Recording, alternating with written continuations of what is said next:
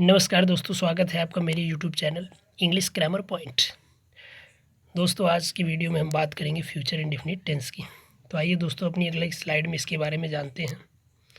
दोस्तों जैसा कि कहा गया है फ्यूचर जिसका मतलब होता है भविष्य, इंडेफिनिट मतलब होता है निश्चित, टेंस मतलब होता है काल। तो जैसा कि नीचे दिया गया है, future indefinite tense is use to express that action will be done in the time to come. Future indefinite tense का प्रयोग ऐसे एक्शन को एक्सप्रेस करने के लिए, व्यक्त करने के लिए किया जाता है will be done in the time to come, जो हमारे आने वाले समय में होंगे। और इसके बाद दिया गया है there is no mention about it being completed और कंटिन्यूड। और इसमें ये मेंशन नहीं किया गया रहता, इसमें इसके बारे में नहीं बताया गया रहता है कि एक्शन हमारा कंप्लीट हो चुका है अथवा कंटिन्यूड अथवा चल रहा है, जारी है, इसके बारे में जारी रहेगा, इसके बारे में नहीं बताया जाता है। उसके बाद दोस्तों दिया गया है in this tense shall or will and first form of the verb used. इस टेंस में दोस्तों सेल अथवा विल हेल्पिंग वर्ब का प्रयोग किया जाता है और वर्ब सहायक हेल्पिंग वर्ब का प्रयोग करते हुए वर्ब की फर्स्ट फॉर्म का प्रयोग किया जाता है। और नकारात्मक वाक्यों में दोस्तों नॉट का प्रयोग किया, not is used with shall or will. Shall अथवा विल हेल्पिंग वर्ब के साथ नॉट का प्रयोग कर दिया जाता है, जैसा कि इसमें दिया ही गया है दोस्तों कि I shall not go to my office, मैं अपने ऑफिस नहीं जाऊंगा।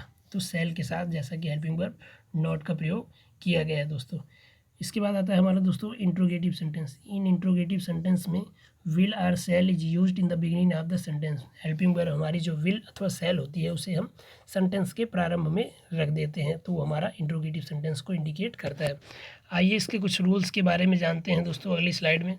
जैसा कि दिया गया है इसमें, इस काल के हिंदी वाक्यों के अंत में गा गी गे आदि शब्द आते हैं, पहला रूल। और दूसरा दिया गया है आई वी के साथ सहायक क्रिया सेल के साथ वर्ब की फर्स्ट फॉर्म का प्रयोग किया जाता है। दोस्तों ये आई वी के साथ हम सेल का प्रयोग करते हैं, लेकिन अगर किसी कार्य को कंपलसरी कर दिया जाता है, ज़रूरी कर दिया जाता है, कंफर्म कर दिया जाता है, तो हम आई वी के साथ विल का प्रयोग भी कर देते हैं। तो ये इसको बताता है। जनरल वे में दोस्तों अन्य सभी कर्ताओं के साथ आई वी को छोड़ के सहायक क्रिया विल के साथ वर्ब की फर्स्ट फॉर्म का प्रयोग किया जाता है, जैसा कि आपने पहले बिगनिंग के एग्जाम्पल में देखा। तो आइए इसके स्ट्रक्चर की बात करते हैं अगली स्लाइड में दोस्तों।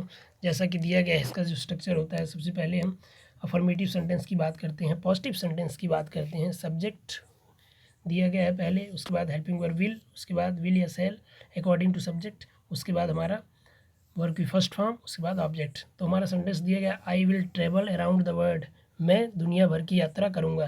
तो ये दोस्तों एक सर्टन टाइम चीज़ के बारे में बता रहा है, ज़रूरी बता रहा है, कंपलसरी कर दे रहा है किसी चीज़ को, तो इसलिए यहाँ दोस्तों आई के साथ विल का प्रयोग किया गया है। इसके बाद दोस्तों हम इसी सेंटेंस को निगेटिव में देखते हैं, जैसा कि इसमें दिया गया है सब्जेक्ट विल नॉट वर्ब की फर्स्ट फॉर्म और ऑब्जेक्ट, और हमने इस पर बनाया है I will not travel around the world, मैं दुनिया भर की यात्रा नहीं करूँगा। तो ये भी हमारा दोस्तों निगेटिव सेंटेंस को बता रहा है, ये भी आई के साथ विल का प्रयोग करते हुए इस चीज़ को कंपलसरी कर दे रहा है, तो इसके बारे में यहाँ निगेटिव सेंटेंस को फॉर्म कर रहा है। इसके बाद लास्ट आता है दोस्तों हमारा इंट्रोगेटिव सेंटेंस, जैसा कि प्रश्नवाचक वाक्य की बात की जा रही है। इसका भी स्ट्रक्चर है दोस्तों, विल या सेल का प्रयोग किया जाता है according to sentence, according to sense, उसके बाद सब्जेक्ट, उसके बाद वर्ब की फर्स्ट फॉर्म प्लस ऑब्जेक्ट का प्रयोग कर दिया जाता है।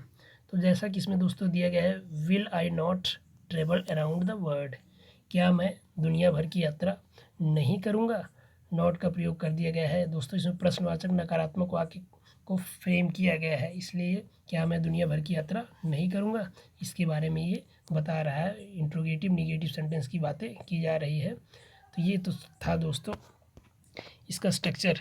तो दोस्तों आज की वीडियो में इतना ही। मेरे चैनल को लाइक करिए, सब्सक्राइब करिए, इसके बाद दोस्तों बेल आइकन को ज़रूर दबाइए।